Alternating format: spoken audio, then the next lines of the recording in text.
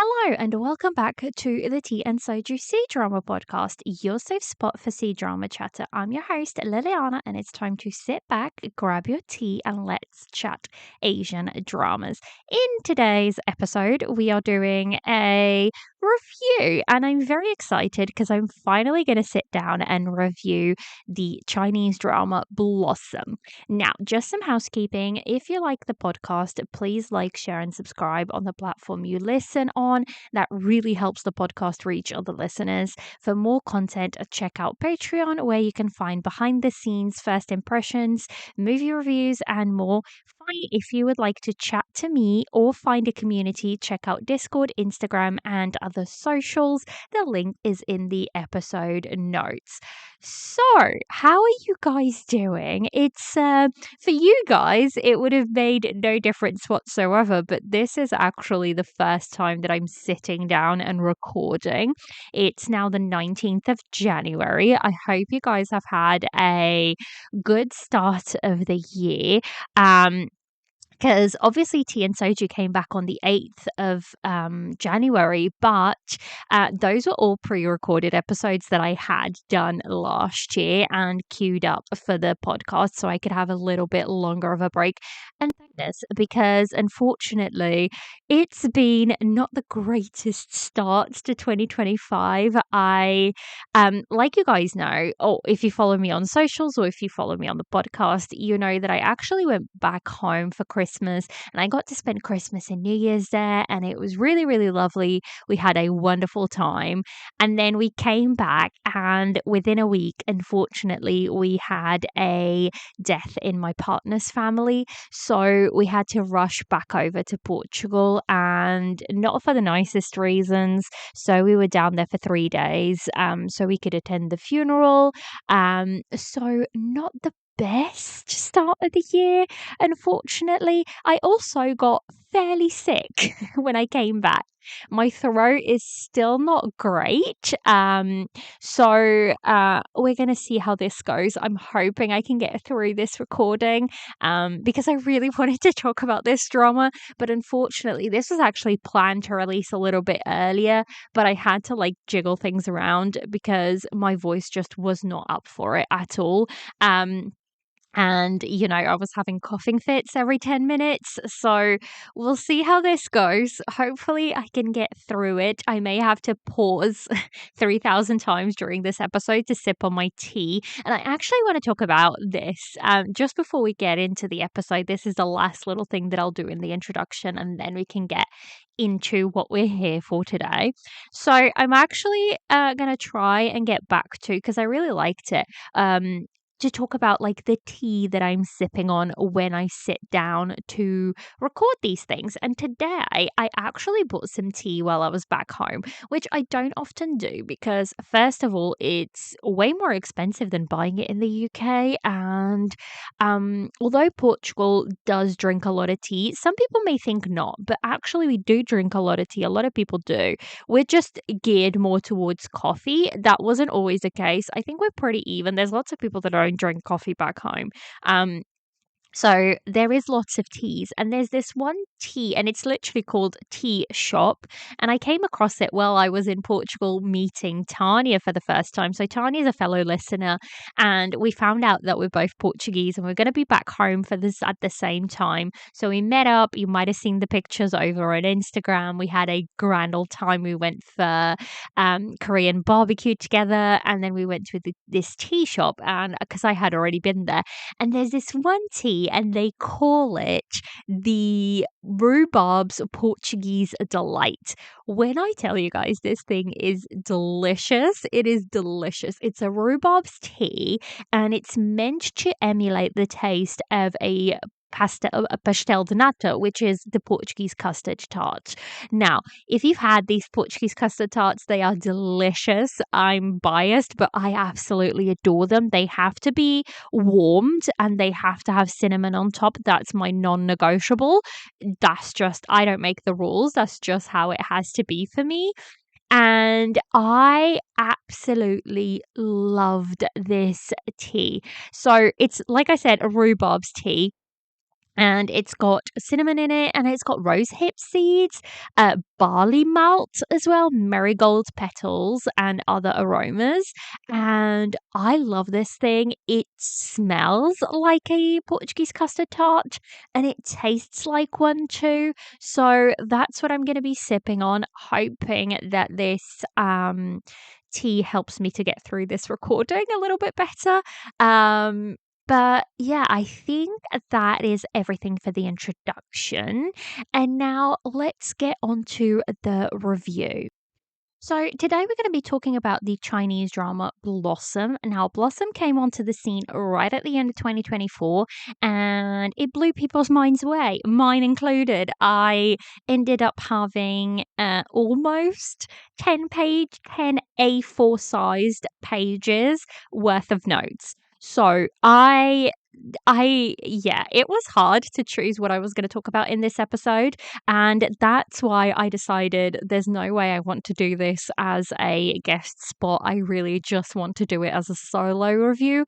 And it's been a hot minute, actually. I was looking back on the feed and I couldn't figure out the last time I did like a solo episode. I almost toyed with the idea of doing this in 2 parts, but I thought, no, I'm going to stick it all in one part. It might be a little bit longer, it might be a little bit shorter. I don't know. We'll see. And then what I'm going to do, I'm actually going to do a special for Patreon where I'm going to read through every single note that I made. So it's almost like you get a bonus episode. So if you want to check that out, head over onto Patreon. That's going to be on there. Probably I might update it the day before I release this episode. So when this comes out, that Patreon special will probably already be on there. But let's start the review, shall we? So, MDL synopsis. After losing her mother, Daw Zhao became delusioned with love and family, retreating to a remote village to study and protect her estate. One stormy night, she helped Song Mo, um, disguised as a merchant, protect the orphan descendant of Duke Ding Gu. This fateful encounter led to their paths intertwining as they each faced personal struggles. Song Mo with his family's downfall and Daw Zhao with malicious rumors of an arranged marriage. Given a second chance, they slowly grow close, overcoming distrust and falling in love together. They navigate political turmoil and uncover secrets and support each other's life challenges. So I feel like that description is not that great. Basically, our couple, the episode 1 starts with our female lead discovering that the husband that she's been in love with for, a very long time has actually been cheating on her with her sister, and they've been planning to get rid of our female lead.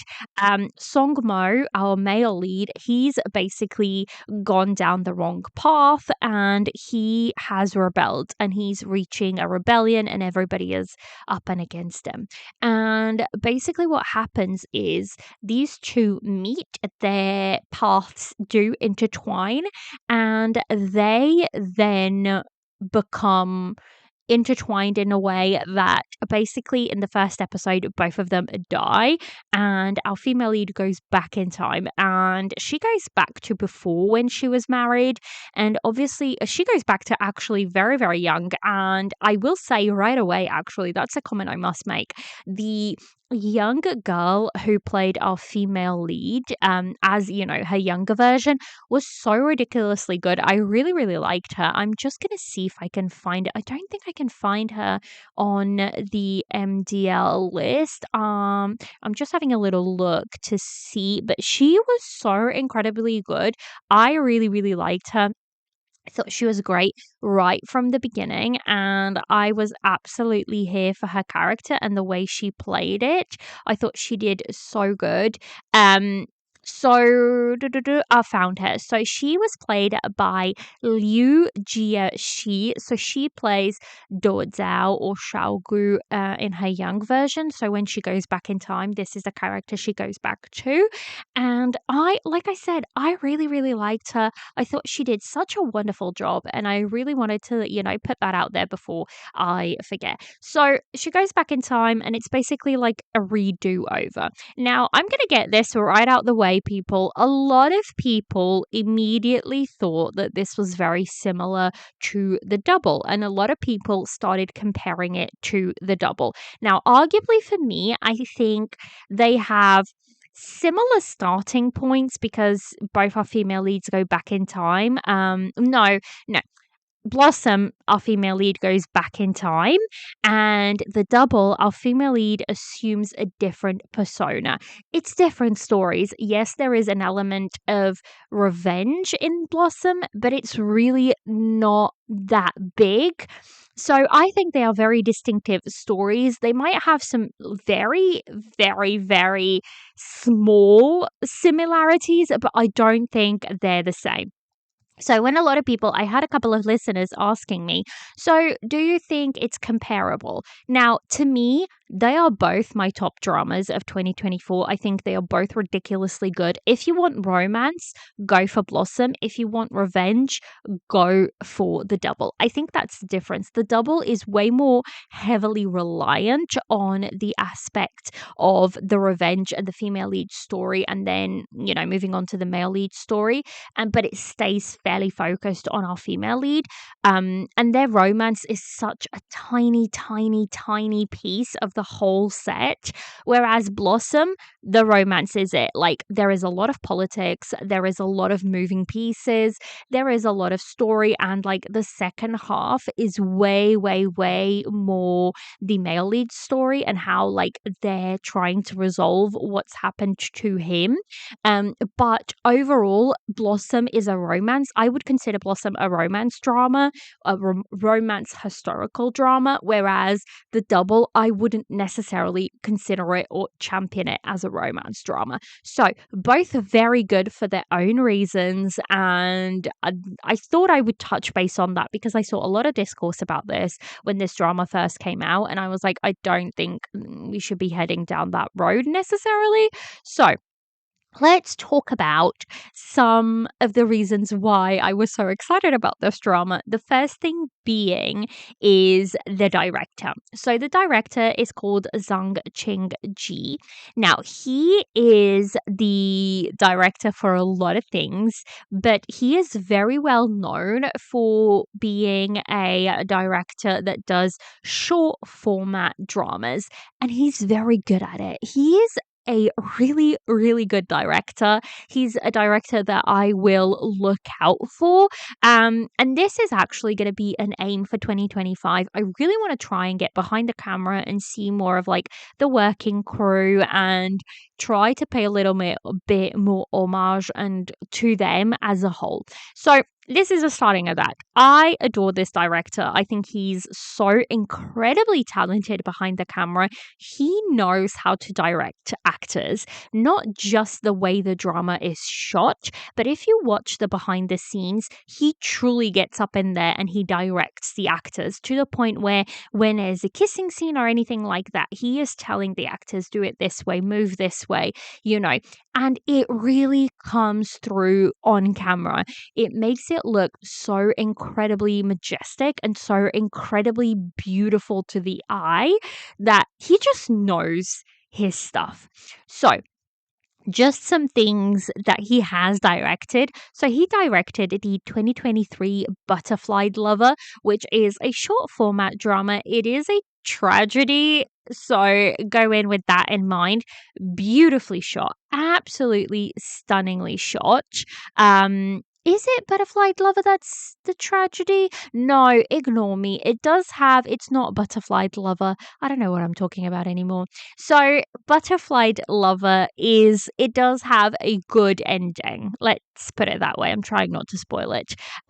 So he also did A Familiar Stranger from 2022, which is the drama where I first met Chang Lei, who a lot of people now know from My Journey to You. So I adored him. That's where I kind of first saw him. A Familiar Stranger. He also did The Killer is Also Romantic, which I really, really like. I really like The Killer is Also Romantic. It's a very fun little short drama. So I was going in for this. I was fully expecting this to be whatever the story might happen. I was fully thinking this is going to be beautifully shot at least. So I'm happy to go down that route. So, as for screenwriter, we have Jia Bin Bin, and they've done things such as Immortal Samsara, both part one and part two. They did the 2022 Legally Romance and Summer's Desire from 2018. That's everything that's on their list. I will say, for somebody who is seemingly inexperienced, they don't have a lot to their filmography. They've still done a really good job in Blossom, so, kudos to that for sure. Um, and then obviously we have our cast. So we have Meng Ziyi, who plays Do Zhao or Xiao Gu, which is her, pet name, I would suppose, what everybody kind of calls her. You might have seen her in The Legend of Heroes as a main role, Parallel World as a support role, Royal Rumors. She was in Immortal Samsara as a main role. Was she? Because I watched Immortal Samsara and I do not remember her in that. What did she play? Oh goodness, it was a main role in this. I do not remember her, but apparently she was a main role in Immortal Samsara. Sword Snow Stride. So she's been in a few things. And then obviously we have the Men of the Hour, the guy that everyone kind of fell for, and that is Lee Yoon Ri. Now he plays Song Mo or Yan Tang, and he has been in Go Back Lover, She and Her Girls, The Last Immortal, Scent of Time, Parallel World, Accidentally Meow on You, Love Like the Galaxy Part 1 and 2, Oath of Love. Most of these are support roles. He's done a lot of support roles. And so he was the main role in Go Back Lover. And I think after Blossom, he will absolutely be getting a couple more main roles because I think he really blew on the scene with Blossom. So I think a lot of people will be paying attention to him from now on. So this is a drama that was I'm just double checking here the details. So this aired over on a couple of places. It is a Tencent Video original, but it aired over on WeTV. Obviously, we know Tencent and WeTV are the same thing. It aired on iQIYI, Viki, and Netflix. So quite a few places wanted a piece of Blossom. It is 34 episodes, and it aired from December 6th, 2024 to December 22nd, 2024. Now this was kind of what annoyed me. If this had aired a day before, so if it aired on the 21st, I would have been, if they had released that fast pass on the 21st, I would have been able to finish it before I went on holiday and had recorded this straight away. Unfortunately, they finished it up after I left for Portugal, or the day. Yeah, so the 22nd was the day that I left for Portugal. So I then, obviously, when you're back home, there's not a lot of time. So I didn't actually finish this until this year when I came back and kind of like sat down and had a little bit of time to sort of finish it. But they did release a fast pass, and I was watching this on iQIYI just because I prefer iQIYI over WeTV. So I was watching it over on iQIYI. When I got home, they didn't have this on iQIYI, so I had to switch back to WeTV to watch it. It was a whole thing, but we got there.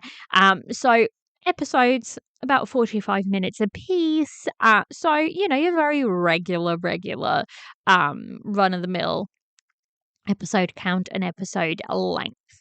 So that is most of the details for this. That there is other characters that we have, but I think those are kind of like your main characters that you kind of need to know about.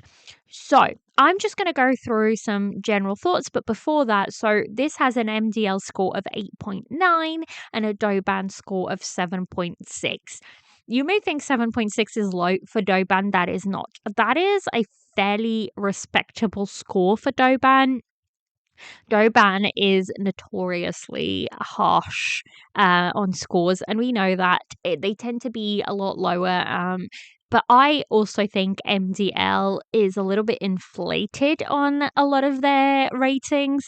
The fact that on MDL, this is going to be a little aside thing, but the fact that on MDL you can rate as soon as the episode as like the drama starts airing is mind boggling to me. How can you rate something that you've watched 2 episodes of, 1 episode of? It is mind boggling to me. Finish it and then rate it. If you don't finish it, don't touch it. Leave it. Why would you? Oh, that is like one of my absolute pet peeves of MDL and in general, of like people just rating things without even finishing them. It's mind-boggling. It really is. So, general thoughts about this drama. Like I said, I've already touched on this. The directing is good. I will say about this, and it's not directing necessarily, I will say the editing is a little abrupt. The editing is not as good as it could be, especially in the front half of the drama. I think we jump a little bit fast from scenes to scenes, and it just makes it feel a little abrupt, like I said. I don't know. I think this was probably a case of them cutting the drama down. I don't know why they did it, because honestly, they had another 6 episodes to play with, so they didn't necessarily have to cut it down.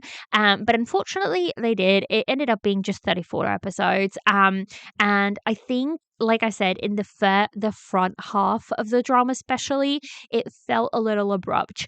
But the directing is some of the best directing. It's just stunning. Like, the shots are so well done.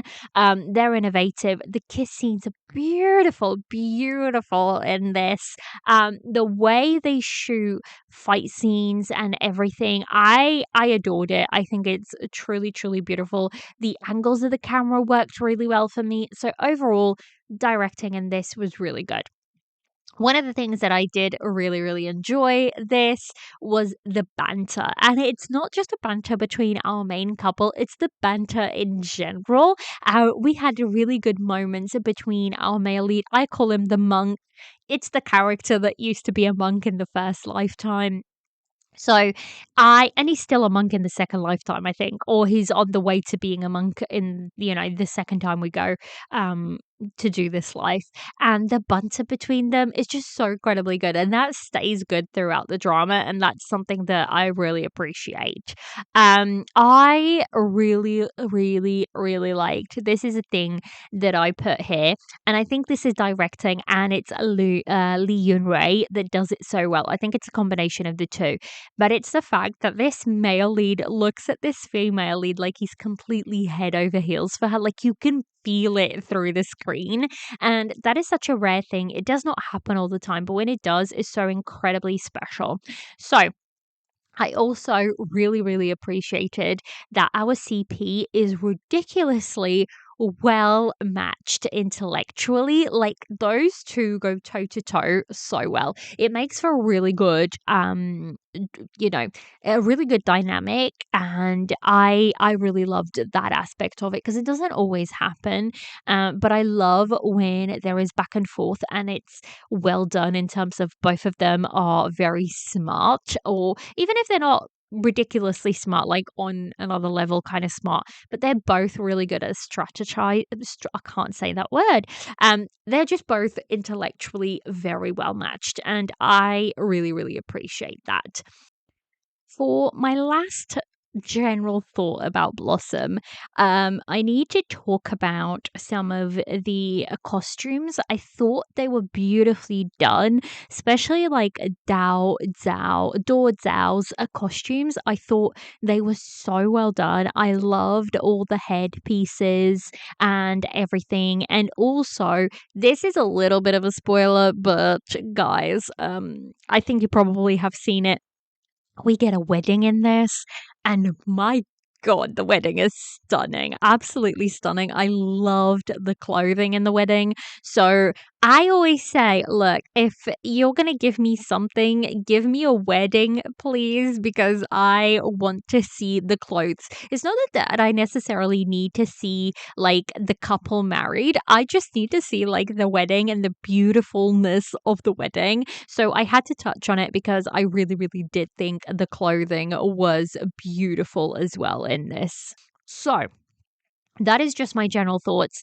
I love this drama. I truly did. I think it was good from episode 1 to episode 34. We did have a little bit of a lull there in a couple of episodes where I thought we could hurry this along a little bit, or we don't necessarily need this, but that was like for an episode or two, and then we were right back at it. And I think the pacing was really good because, again, this director is used to doing short format, so he is used to having very limited time to convey a story, and that translates really well for when he gets more time to do the story because the pacing just moves along very well. So I really, really liked it. Overall, really good drama. So, what did I rate this drama? I'm just going to remind you of my rating system. So, one teacup, it was something I watched. It wasn't good, but something made me finish. And that is a 1 to a 5.5 on MDL. Two teacups, the okay ones, dramas I don't really recommend, but they are an okay background watch. And that's like my 6 to 7s on MDL. Three teacups, the enjoyable ones, good dramas. They are enjoyable, and I would recommend to people who enjoy this genre. And that's like your 7.5 to 8 on MDL. Four teacups, the loved ones. These are dramas that I really loved. There might be a couple of problems with it, but overall, a really enjoyable drama that I would recommend to a wider audience. And that's an 8.5 to a 9.5 on MDL. And then five teacups, the rose glass, no faults dramas. This rating is reserved for those dramas that you love so much that you are willing to ignore any problems they may have. And that's your 10s on MDL. Now, this for me is probably a 4.5 teacups. It doesn't quite make it to my 5 teacup. It is on par with what I gave the double. The rating is on par with that. So a 9.5 over on MDL. And I think, I don't know why it's not quite made it into my 5 teacups, but my 5 teacups are those dramas that will stay with me for a very long time. They are my holy grail of dramas. Dramas that I adore so much that, you know, I guess you can say favorites. They will be my favorites of all time. And this one, although I absolutely loved it, I don't quite think it's going to make it into that holy grail of dramas, although it's one that I highly recommend to everyone who likes historicals. I think you may enjoy this. There is only a couple of niggly things, and like I said, it's very small things like the editing feeling a little abrupt, and like I said, there was a little lull for me in a couple of episodes, so I think that brought the score down a little bit. But I will say, ending very satisfying. For a year that doesn't give us any satisfying endings, this one delivered very much. So that is my rating. And now we are going to be moving on into spoilers. So if you haven't watched this drama and you don't want any spoilers, please feel free to pause the episode now and come back later after you've watched it. If you like spoilers, go ahead. If you've watched the drama, then listen on. But we are about to get into spoiler territory.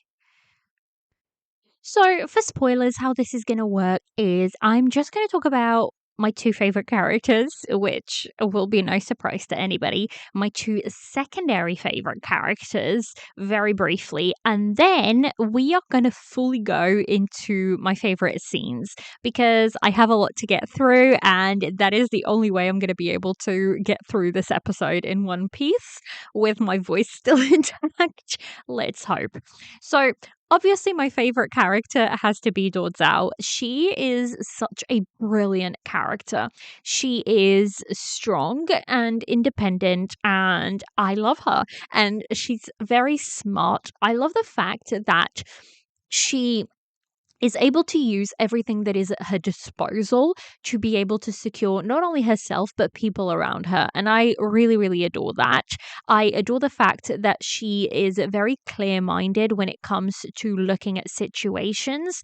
Some people may think that at first she's a little bit cold. I don't think that at all. I think she's very warm, but I think she's very doubtful. When she first arrives in this redo over, she's obviously a little bit weary, but I like the fact that she doesn't necessarily have all the answers. So she remembers her past life as if it was a dream, and for her that's what it feels like it was.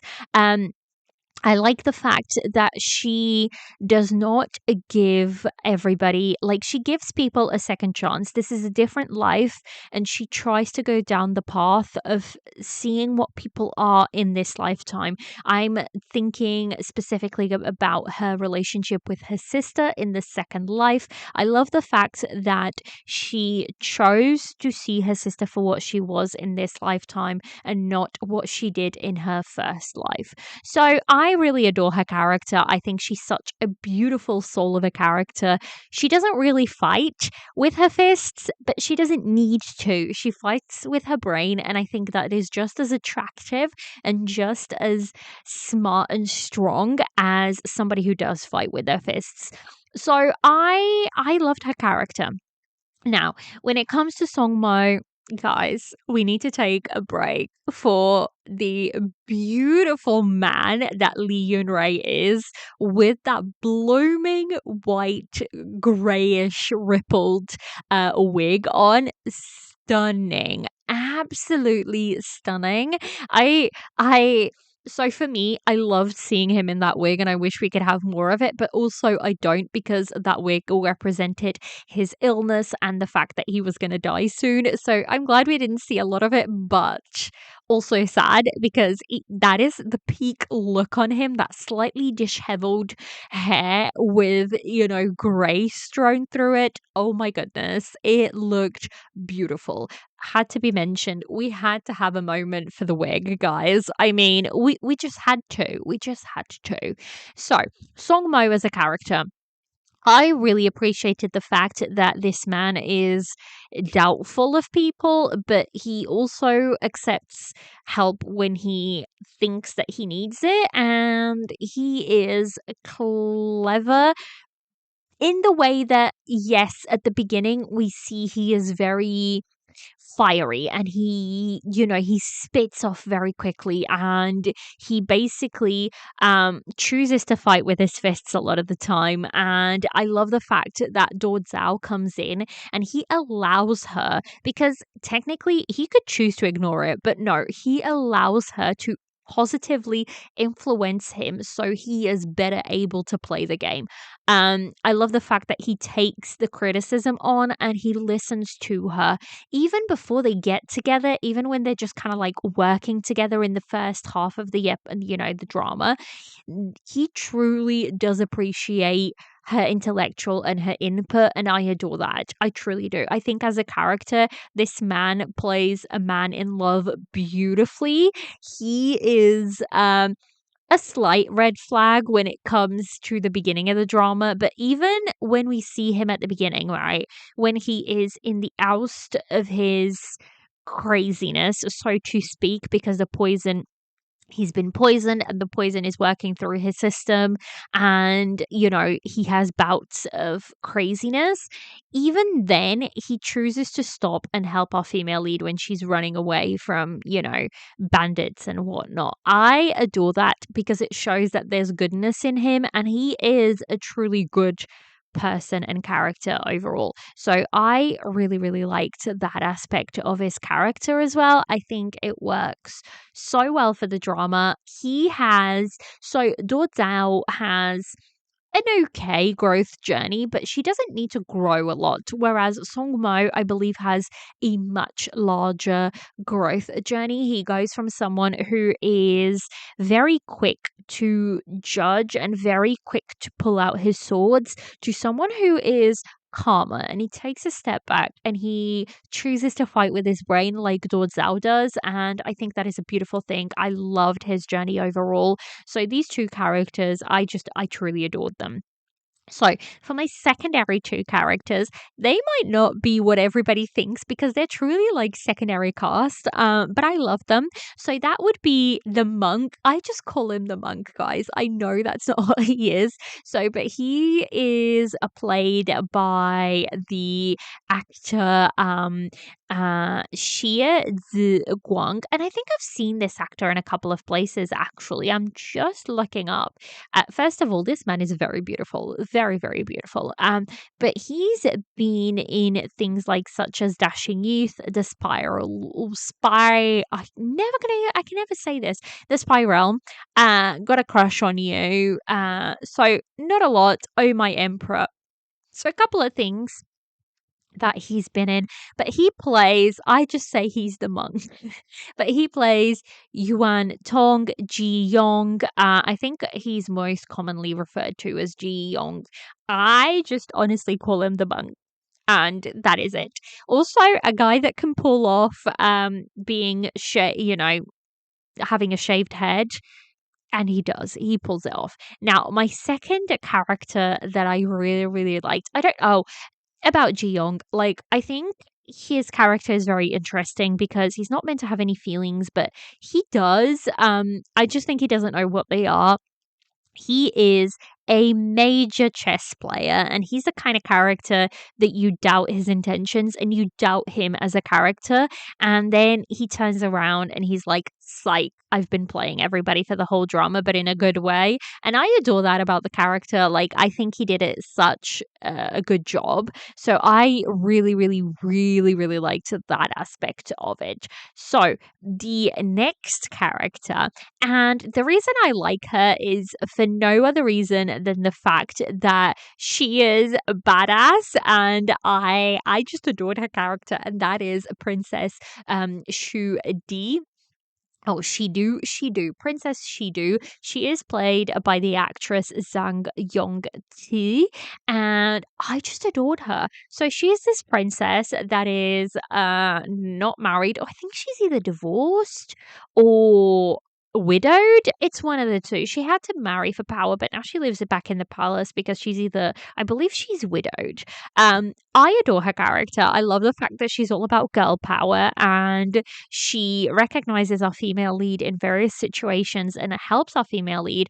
Also, the fact that she is like us, very much a what's the word I'm looking for? She very much stands for our main couple. I was here for completely.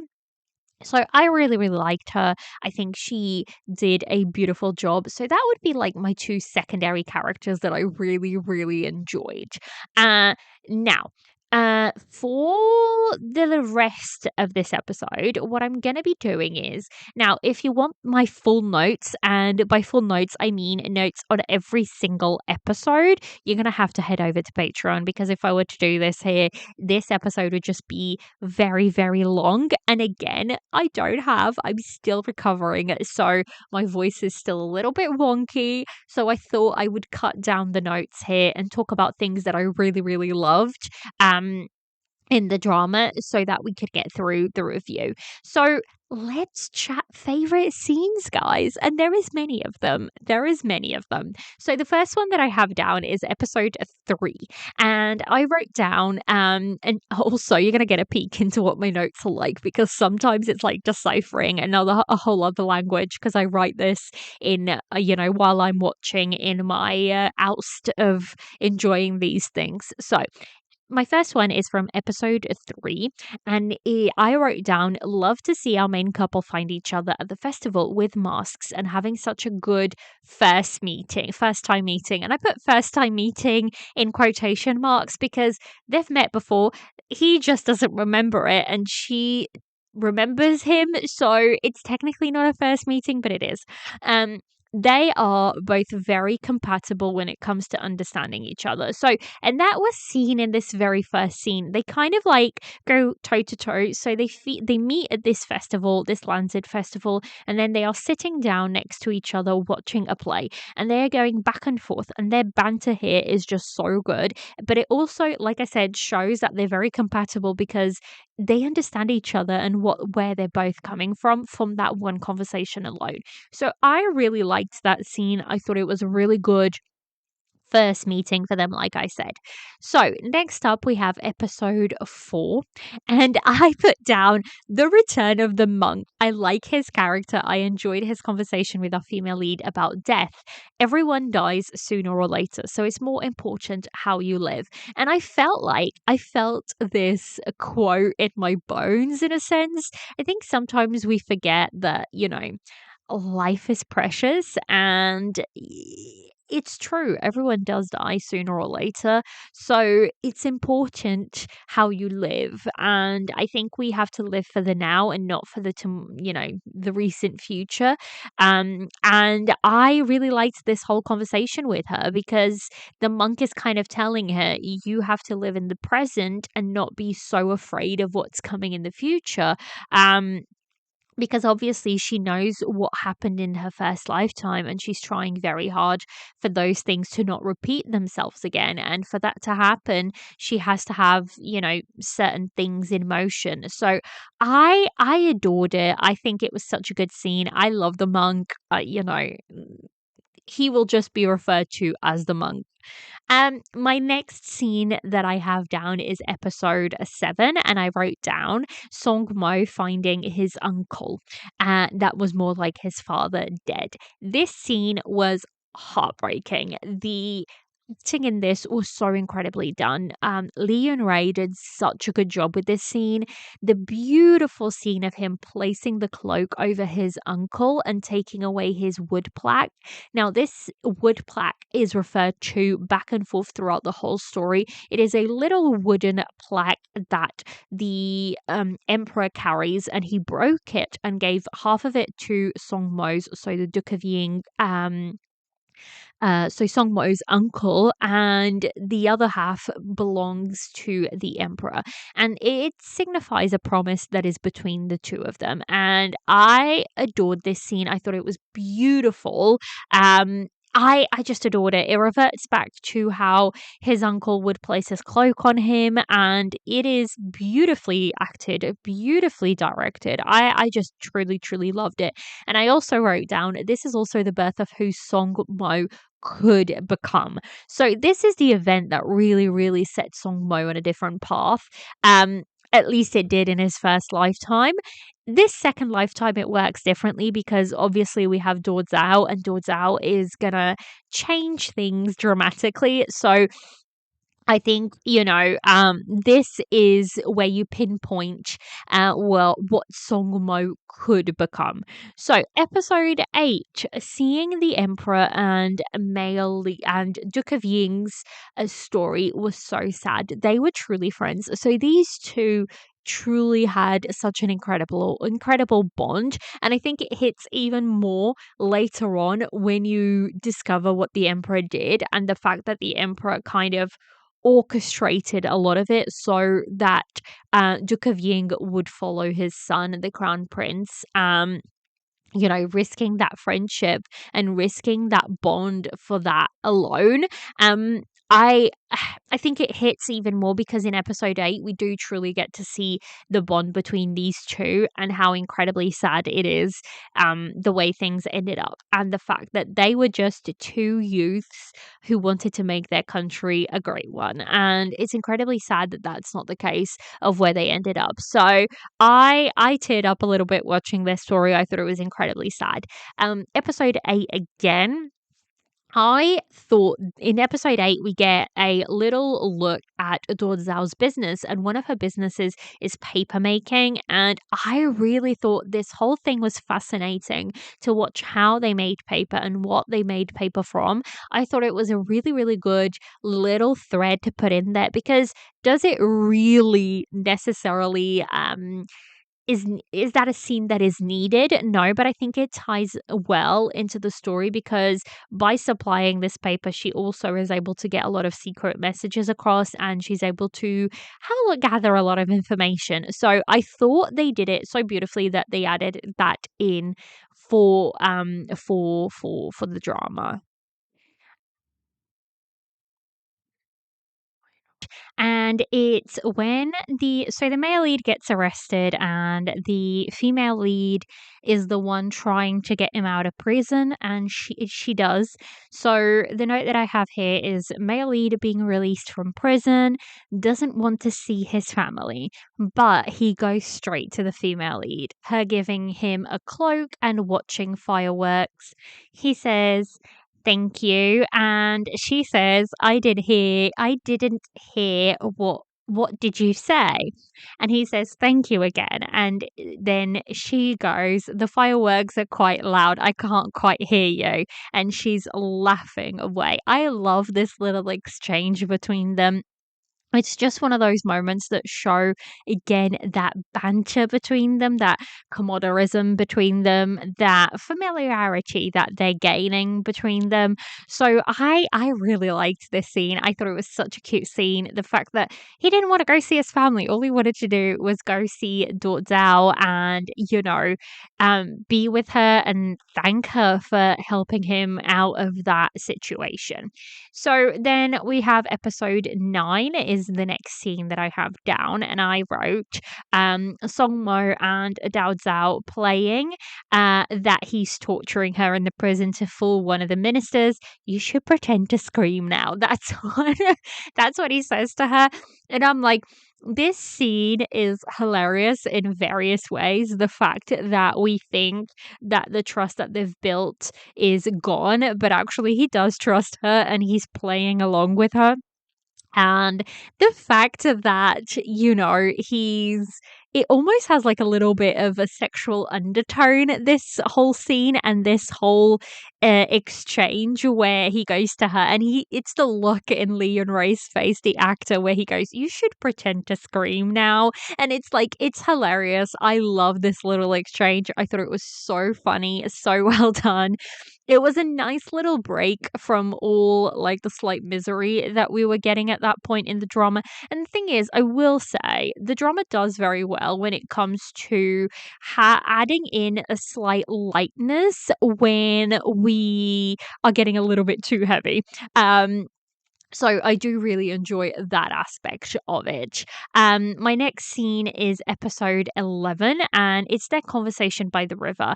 I really love that scene. I thought it was beautifully shot again, and her words of wisdom, like, to tell him that he's right now at a disadvantage. He doesn't know the court and the politics, and sometimes it's better to sheathe your sword and fight with politics. He really does need to hear this in this scene, and it's showing how Do Zhao is changing the game. She is the reason why Song Mo will not go down the same path he did the first life. And this is the exact, like, not the exact moment, but this is one of the moments where she does pull him back from the brink and she does tell him, "You need to change your course. Otherwise, you're going to end up dead and you're not going to be able to do anything about it. And you're not going to be able to take revenge for your uncle." And what she says to him is, "Duke Ding fought for Fu Ting and he lives on not only in your heart, but in the hearts of everyone." And that quote is beautiful. It's a beautiful homage to his uncle that she's saying. And the fact that it's being said in the river while like all of the lamp boats are coming down, it makes for such a beautiful scene in amidst all of this sorrow. So I thought it was beautifully done. It's like I said, it's one of my favorite scenes just for that reason alone, for the fact that it was shot so insanely beautiful. And the deep conversation that they're having and her pulling him back from the brink, even though they're not together right now. This is just her, they're caring for each other and they like each other, but obviously at this point they're not together yet. And I just adore it. It's beautiful scene, beautiful scene. My next one is episode 12, and it's Songmo returning to find his mother dead. The acting of Lee Yun-rae in here, like, he brings out all the emotion. I think Lee Yun-rae, he's not quite at the level of like his subtle expressions are they're really good, but I think with more practice he's going to go from really good to excellent. He is still fairly young amongst, main roles. He's done a lot of supporting roles, and that is actually quite important for an actor, I believe. But this scene right here, when he wants to pull emotion, he pulls it really nicely, and he does it in a way that really sucks the audience in. So I love this whole scene. It was stunning because not only has he's just lost his uncle, he's now lost his mother as well. And it's just like this dude keeps getting hit from left, right, and center, and his only shiny light is Dao Dao. So I really, really liked this whole scene. Episode 13, and this is again where we see her pulling him back from the brink again and showing him that he has somebody by his side. And again, the fact that she's doing all of this and they're not even together yet is mind-boggling to me. Right now they care for each other and they are taking care of each other, and I adore the fact that every time he's right at the entrance, right at the threshold of becoming the character we saw in Life 1, she is right there and she grabs him and she yanks him back from that threshold. And I love it. I love it. It's beautiful to see. So episode 13, where she says to him, I promise you that no matter what, I will stand by your side and support you. And he says back to her, just hearing you say that is enough. So that is the scene after he has to stand against his family. He walks in on his family and he turns his swords on his family because of what happened to his mother. And she is saying, I am here. I am here. And I think it's a beautiful concept because sometimes that is all somebody needs from us. They just need to know that they're not alone, that they have somebody there for them. And this scene shows that human side so beautifully well. So I adored it. Next up is episode 14, and this is when one of my favorite secondary characters shows up. It's Princess Shidu, and I wrote, this is my exact words, I love Princess Shidu shipping our main couple, saying to the Emperor, both Zordao and Songmo won first place. They look good together, and the fact that she's shipping them as much as, the audience, I always love when we get a character like that. I think it's a lot of fun to see on screen, and she's that. Adored it. The fact that she stood up for our female lead and she was like, they were trying to bully her and she was kind of being thrown into a bit of a tough spot, and the princess kind of comes along and helps Dords out. I just love her. I love her. So my next scene is episode 15, and I said I really like that we are seeing a different side to the sister and the female and Dordzao, and the female lead betrothed. That all the okay, I get it. Guys, this is what I mean. I sometimes have to decipher my own notes. So, what I mean by this is that I actually quite liked the sister. So, I'm just going to try and find character names. So, the sister is Do Ming. I really liked Do Ming and Wei Ting Yu in the second lifetime. We get to see them as different characters, and although they did cheat in like the first life, we get to see a different side. And in this episode, they are in love with each other, but they are too coward to try and do something about it. So Duo Zhao is like, I need to do something because I need to get them together so I can go my own way. So episode 16, I wrote Doming and Waiting You sharing hair to like with each other after the monk traps them together in the same room. And this kind of led me down a little bit of a rabbit hole, and I had to look up because I think it's such a beautiful thing. There's things that like to us, it just seems so bizarre, like sharing hair. What the heck do you mean? And like, I did a little Google search, and one of the things that came up was in Han culture, people call the union between two people fa, literally tying hair. During the wedding ceremony, some Chinese couples exchange a lock of hair as a pledge, while others break a hairpin into two parts, and then each of the betrothed take one part for keeping, for safekeeping. And then like the whole hairpin kind of also led me down a little rabbit hole as well. And I had to share with you because so I came across this website, and it is the website echineselearning.com. So that's where this article kind of came from. And they're talking about the 6 tokens of love in ancient China. So I'm just going to quickly go through them. So one of them is the spice sachets, and they're called Xiang Nang, and they are a token of affection. Sachets, also referred to spice bags or flour sacks, are made by wrapping Chinese herbal medicines with silk thread. In pre-Qin period, young people would see their parents and elders wearing woven sachets to show respect, and so they in turn began to gift these to each other as sign of affection that can be worn. I think that's beautiful, beautiful. So the next one that we have is rings. They're tokens of commitment. The concept of rings symbolizing commitment is not just a Western tradition and has actually also been a custom in our country for a long time. As far back as the Southern Dynasty, Liu Jingshu Yi Yuan records an exchange of rings between a recently married couple, and in the late Tang Dynasty, the tradition changed to rings being given only by men to women. So, you know, that is beautiful as well. I really liked that because I didn't think like they really exchanged rings. I didn't think it was a big thing. I thought it was more of a Western thing. So I thought it was really curious. Now, we also have hairpins, tokens of the role of the wife. Hairpins, also known as head scratchers, were commonly used to express love by ancient women.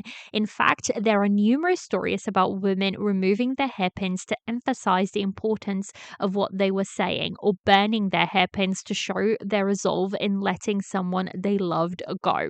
While hairpins might be said to have served a practical function, as they do today, in ancient times they were much more significant and went beyond a simple accessorizing. Guys, I know, we're drifting away, but I had to share this with you guys because I went down this rabbit hole and I had to share with you. I hope you guys don't mind. Let me know if you actually like when I do this, because this happens to me often where I go down little rabbit holes of searching for things. So the fourth one is bracelets, and bracelets signify oaths of trust. Bracelets were called by many names in ancient times and often appeared in literary works as gifts presented among deities. The bracelets signified commitments to each other and recognition of each other as being worthy of remembering. Nowadays, jade bracelets are quite significant possessions to own in China.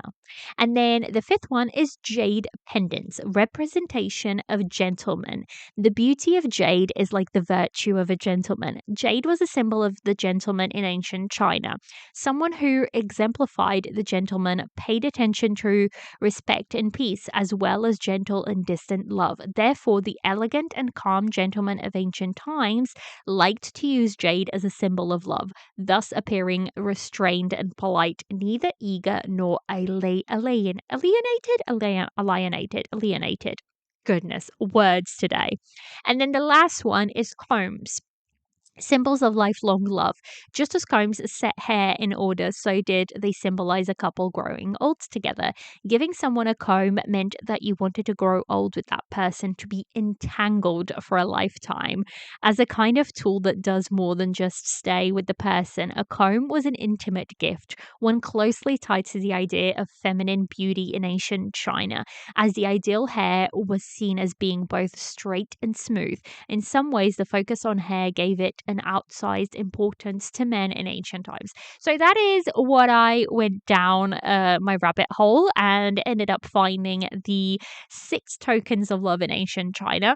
Adored this article, really, really did. I thought it was a lot of informative, fun. And we see a lot of these things in our dramas a lot of the time. And, to me, I've always thought, why are they sharing hair? So, that's it led me. And also, I did just want to share this. This is what I got from Google as well. In ancient China, sharing hair typically meant giving a lock of one's hair to another person as a significant token of love, commitment, or a promise, often signifying a deep bond between lovers. It was seen as a gift from one's parents. Um, Cutting or sharing it was considered a serious act, demonstrating the depth of the commitment being made. Saying that they chose to do that to, do Ming and Wu Ting Ying, I thought, because in the first lifetime they were in love with each other and they ended up cheating on our female lead, they clearly came across and we got to see how they met and everything. So I really liked it. I loved the fact that I had to go and look these up and learn a little bit more. So I hope you guys liked that little break to from the story. But let's get back. Now, episode 17, guys. Episode 17, we're going to go on a little ride together right now because I absolutely had to write this down. This whole quote, I kid you not, it took me so long pausing every, 2 seconds so I could get the words exactly. So, episode 17 is when our male lead asks our female lead to marry him. And I have to. So let's remember together what the scene felt like. So he says, Dordzao, I'll marry you. And she says, how did you know I wasn't the bride? And they say, as soon as I saw her, I knew. Dordzao, marry me. You don't have to compromise yourself in your family anymore. I'll treat you well, and I promise you no one will ever mistreat you. So when she asks me, how did you know I wasn't the bride, it's the fact. So this is the scene where her family is forcing her to marry Wei Ting Ying. Is it Wei Ting Ying or Wei Ting Yu? His name is Wei Ting Yu. So she's being forced to marry Wei Ting Yu. And what happens is she gets together with her mother in law and her sister, and they swap the brides. Her sister becomes the bride, which is who she wanted to marry, and our female lead gets to walk away from that wedding. So that's why. And basically, Songmo knows straight away that it's not her getting married. So this is where this whole conversation comes from. And then she says, do you think this is some sort of game? Just because my sister married waiting, I'm supposed to find someone with higher status, higher influence, and more prestige than him to marry out of spite? I just want to live my own life. Why compete with them? And he says to her, what do you really want? And she says, I don't want to marry. Plus, you and my uncle are mortal enemies. And he says, he is him and you are you. These are separate matters. For your sake, I can tolerate him a little longer. I'm not acting on a whim. I've never been more serious. And she says, I don't love you, so I can't marry you. Male lead leans in and stares at her. Like, I literally wrote that down. And he says, you're lying. And my God, the tension between these two, because everybody in the room watching this knows, well, by everybody, I mean me watching the screen and every other person watching the screen. We know she is absolutely lying to herself and to everyone. And the fact that the male lead just calls her out on her bullshit and is like, you're lying, like, you are lying. And then the female lead proceeds to tell male lead about her mother and how she hanged herself. Then I'm terrified of love and marriage. My lord, I appreciate that you care for me, but. And he says, no wonder you rely on yourself for everything, but I can tell you, you're you're still withholding something from me. And she says, fine, I'll tell you everything. I once had a dream where we were both shot and died together. If our fates continue to intertwine, I'm afraid. And he says to her, that's why you've always been so afraid of me, isn't it? I've had strange dreams too, but dreams are just dreams. No, they aren't. And my mole proves it. So we obviously know she has a little mole behind her ear, and that is the mole that he keeps seeing in his dreams. And he didn't know that that was there. And she says so she goes and looks, and the mole is no longer there. Why? I think when I was watching this, and then I think it becomes quite obvious towards the end, it's because she changed her fate. She no longer is marrying Waiting, and the emperor has allowed her control to choose who her own husband is going to be. So the emperor has allowed her to take control of her own life. And I think that's why the mole disappeared. It's because fate has been changed. The way things were going, they've changed. And now she is able to take control of her own life. And then so he says to her, you don't have to agree to my proposal right now. Think about it. If you agree in 5 days time, tie a red ribbon on this magnolia tree, her mother's magnolia tree. And I'm like, oh my god, stop it, stop it. And then he says, I'll see it from afar. If you tend to turn me down, tie a white ribbon and I will never bother you again. Goodbye.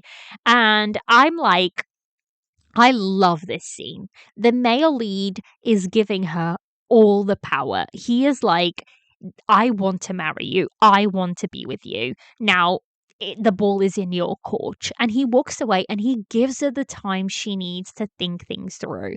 And he gives her the space to choose. And I am like, Songmo. And I literally wrote this down. Songmo, the man you are. And I adore his character for doing this. For someone who is so impulsive, and he is like, I am giving you all of the control. It is in your court. I will not force you to do anything. And I said the directing, acting, and dialogue of this whole exchange was just perfection. It was just so, so good. And I was like glued to the screen. So I watched the scene through once, and then I was like rewinding and watching so I could get the quote down, because I thought the dialogue in this scene was just so incredibly good. The fact that this happens by her mother's magnolia tree, oh, chef's kiss. I was like, a 10 out of 10, no notes. It was so good, so good. So then we come to episode 18 and we have the confession. And I'm like, again, guys, go on a little ride with me, because I wrote all of these down. I had to. I was in love with this scene.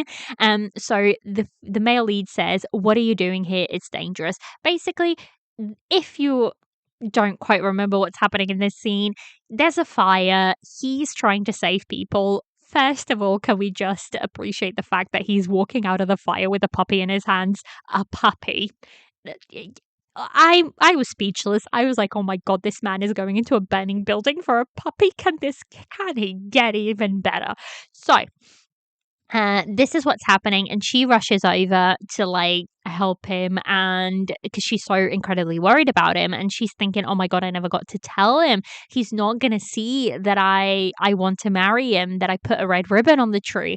So he says, what are you doing here? It's dangerous. And she says, I grew up on the estate, surrounded by advisors and guards. I've always focused on protecting myself and living on my own terms, but I've never stopped to really think about what I really wanted.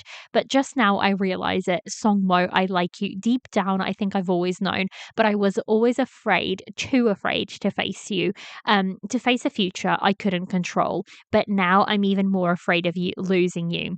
And like, the male lead has this like smile on his face, and he reaches out for her hand and he says to her, I know you've had to stand tall and smile through hardships just to survive, but with me you can be yourself. And I'll respect your decision you make and protect you.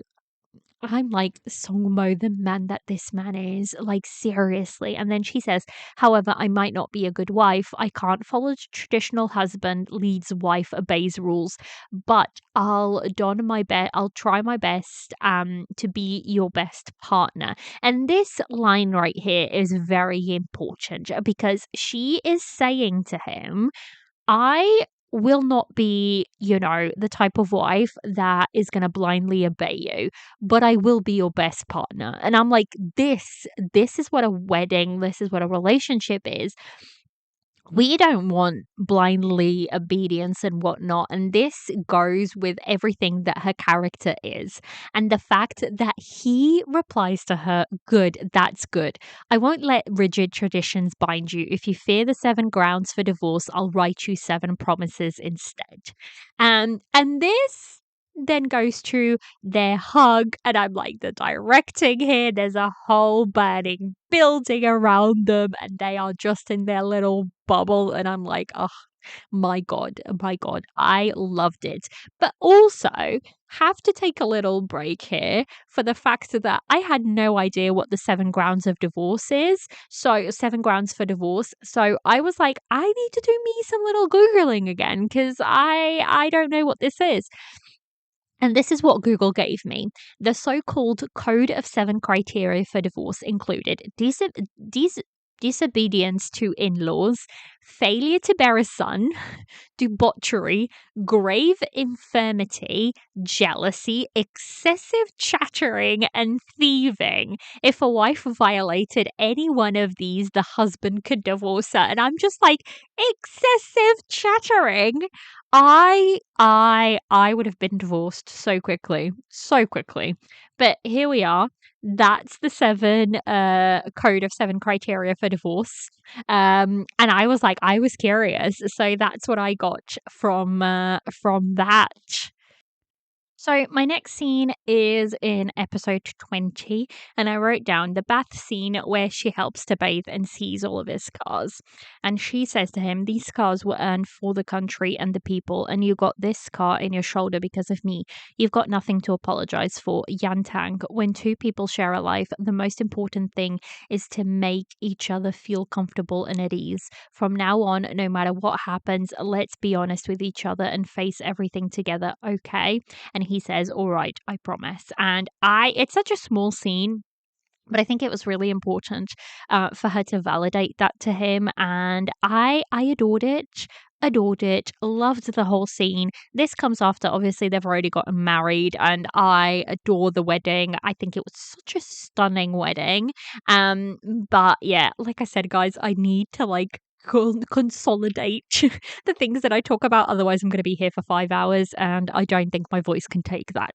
So, next scene is episode 26, and I wrote down the female lead knowing there's something amiss, but not that he's poisoned. Also, the scene where they are watching the play that they watched when they first met, and how it's grateful of a man that hates his family, and how she rewrites the ending by creating a new long family in protection of their own home. But he chooses to walk away and not watch the play. So he's found out that his father has actually poison him and he's not going to have a long time to live. And she's writing this play, she knows there's something going on, but she doesn't know that he's been poisoned. And I adore this whole thing. I thought it was such a good scene because it's the same play, but she's put a different ending on it, and she's showing him there is another family for you, and it's us, it's the people that are around you. And he chooses to walk away because right there and then I don't think he knows how to deal with the whole situation. And I love the fact that she does not let him get away with that. She is like, I refuse. This is not what we signed up for. We are going to talk about it. And for episode 26, within the same episode, he resists telling her he's poisoned. But I like that we didn't have to wait, because by this scene, she confirms that he has a year to live. And she says this to him: if you've got 1 year, then let's live 1 year as husband and wife. If a year later you'll truly pass away, then regardless of if we part or stay together now, my future will be filled with heartbreak. So I cannot let go. Every moment of this year, we shall treat each and every day as if it were a year. 1 year where it will be our lifetime. I will not let my husband face life and death with a feeling of loneliness and helplessness. And I adore this. This is exactly what he needed to hear. Do Zhao is such a good character for this line. This line is beautifully said. She says to him, basically, if you've got a year to live, I will make that year a lifetime. I love the fact that she is saying to him, whether you break my heart now or you break my heart in a year's time, I am still going to be in for a world of pain. So I want those happy memories. I want that year. And it's such a beautiful and powerful scene. So many times in dramas, we see the dumb idiocy where people walk away because of this and that. And it's ridiculous because a relationship is staying, it's fighting, it's working through the sad times and the bad times and everything that encapsulates life to share together. So this scene, I cannot emphasize how much this quote and this scene, it just lives in my brain rent free. It's so beautifully done. She is such a great character for this, and it's exactly what he needs to hear. And I love the fact that he doesn't walk away. He listens to her and he's like, you are right. Um, so I loved it. I loved it. I loved it. I then just have a note that obviously within all of these episodes we have Paul Meow Meow and Song Han and their whole story. So our male lead's brother and Meow Meow is our female lead. So kind of like sister from another mother, let's put it that way. And I was so sad because poor Meow Meow fell for the scum that is Song Han. And I was really hoping we weren't going to go down the path of Song Han being an absolute shit, but apparently we did. And their relationship as brothers got completely destroyed. I was so sad for that. So sad for that. So then I kind of skipped ahead, guys, from episode 26 because a lot happens, but it's a lot of like politics and moving things into place. So I thought I'd skip ahead and I will just comment. I think the politics were done really, really well. I didn't agree with a lot of motivations and why it was happening. And this is one of my little downfalls. I wish we would have gotten a bit more on why the characters did what they did. I mean, with the Emperor, we could kind of see why he was doing it, but I don't think it was strong enough motivation. I think there was other ways for him to go about the situation. The Empress, I was like, ugh, it's the typical, she wants her son to be in power as opposed to, the crown prince. So I think it is what it is. I think that's where it's a little bit of a downfall for the show, but I'm like picking at straws, so to speak.